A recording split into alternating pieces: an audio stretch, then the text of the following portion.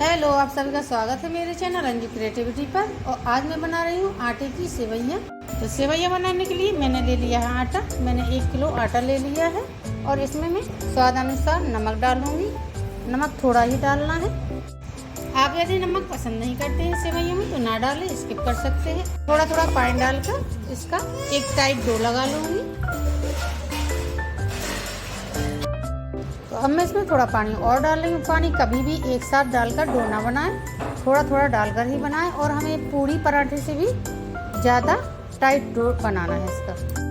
तो मैं इस तरह से आटे की एकदम कड़क लोई बना ली है। इस तरह से बना लेना है। और जब भी आप सेवइयाँ बनाएं तो आटे को कभी भी पहले से लगा कर ना रखें, तुरंत ही इसका डो बना कर तैयार करें। अब हम इस लोइयों को इस तरह से एक दूसरे बर्तन में रख देंगे और इन्हें ढक देंगे, जिससे कि इनमें हवा ना लगे। हवा लगने से रूखे हो जाएंगे, जिससे सेवइयाँ बनाने में कठिनाई आएगी। अब मैंने इस तरह से सेवइयाँ बनाने वाला जो पेच होता है या मशीन, आप जो भी कहते हो, उसको ले लिया है और चारपाई में लगा दिया है। इसको लगाने से पहले मैंने घी से अच्छी तरह से ग्रीस कर दिया है अंदर से, जिससे कि हमारा जो डो है आटे का वो चिपके नहीं। अब मैंने एक लोई ले ली है और इसको इसके अंदर इस तरह से दबाते हुए डाल देना है हाथों से। और इसको दबाने के बाद हम इसे हाथों से नहीं दबाएंगे, क्योंकि उंगली अंदर जाएगी तो कटने का डर रहता है। इसलिए हम इस तरह से बेलन ले लेंगे और बेलन की मदद से इसको अंदर को दबाते हुए पेच को घुमाने का करेंगे। तो हम आटे को बेलन की मदद से इस तरह से इसके अंदर लगाते जाएंगे और जैसे जैसे पेच घूमता जाएगा और हमारी सेवइयाँ बनना स्टार्ट हो जाएंगी। तो इस तरह से इसको हम थोड़ा टाइटली दबाते।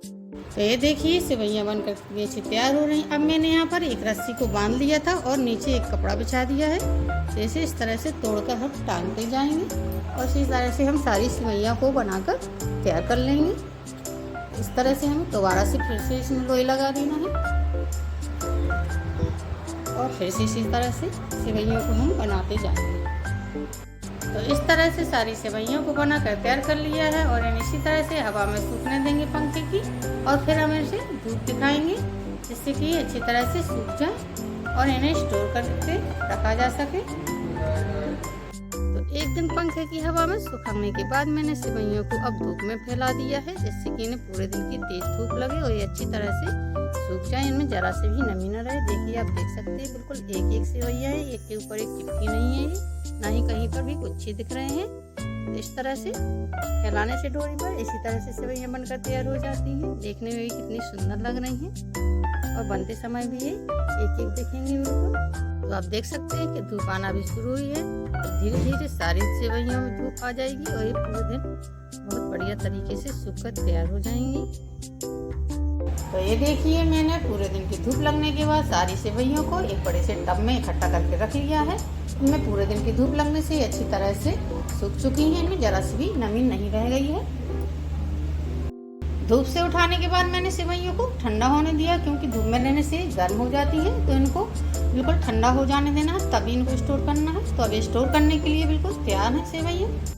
तो अब मैंने ले लिया है एक डिब्बा। मैंने इस तरह का डिब्बा लिया है, सूखा और एयर टाइट है। आप डिब्बा कोई भी ले सकते हैं, स्टील का, सिल्वर का, कांच का, कोई भी ले सकते हैं, प्लास्टिक का, लेकिन सूखा और एयर टाइट होना चाहिए। और इन्हें इस तरह के बर्तन में साल भर या 6 महीने के लिए, जब तक के लिए भी आप स्टोर करना चाहें, इन्हें स्टोर कर सकते हैं। अब इन सेवइयों को हम इस तरह से इसमें डाल देंगे। सारी सेवइयाँ इस तरह से हम भर देंगे। तो मैंने सारी सेवइयों को डिब्बे के अंदर भर दिया है। और सेवइयों को भरते समय, स्टोर करते समय इस बात का ध्यान देना है कि धूप से उठाने के बाद तुरंत ही हमें डिब्बे में स्टोर नहीं करना है। इससे कीड़े लगने का या खराब होने का डर रहता है। तो थोड़ा सा ठंडा करने के बाद ही इनको डिब्बे के अंदर स्टोर करें। तो आप भी इसी तरह से सेवइयाँ बनाकर तैयार करें और जब मन आपका करे तो निकालें और मीठी, नमकीन, जिस तरह की भी आप बनाना चाहें बनाएं। तो अब मैं कर देती हूँ डिब्बे का ढक्कन बंद और इसे अच्छी तरह से लॉक कर देती हूँ। तो सेवइयाँ बनाने की ये विधि आपको पसंद आए तो लाइक, शेयर, कमेंट करना बिल्कुल ना भूलें।